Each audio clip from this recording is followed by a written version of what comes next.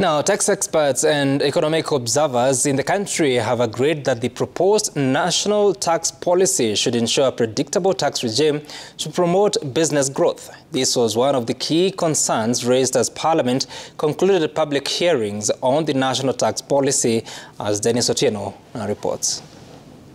Good morning, honorable members. While appearing before the Departmental Committee on Finance and National Planning, lobby groups and stakeholders in the private sector called for a stable tax environment, a feat to be realized in the proposed national tax policy. So we have repeatedly suffered from new arbitrary taxes, and this national tax policy is, to us, a godsend. But if we can be able to create a conducive environment for the capital markets, then it can also power the economy, supporting also the government and the different initiatives, both at national and county level, but also to businesses, as well as impacting individual investors and the chairmans.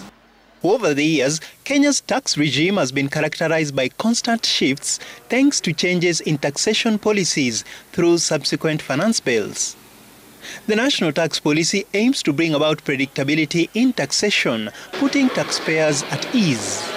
There is need to have a consistency and a predictability of how taxes are done, so that businesses are able to set up knowing that there won't be a substantial change in their taxes for a few years, or at least for a considerable amount of time. So as you know, a lot of the income tax exemptions are contained in the first schedule of the Income Tax Act. And in principle, it is a good thing to consolidate all the exemptions into one act. It does create less confusion, less need to refer to other documents.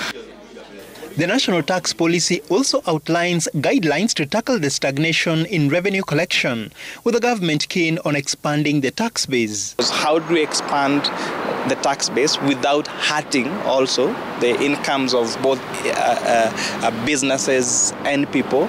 So how do we make sure that that we have a tax regime that is supportive of the business environment? The Finance Committee will now compile its findings within a week before filing the recommendations to the National Treasury. Dennis Otieno, Citizen TV.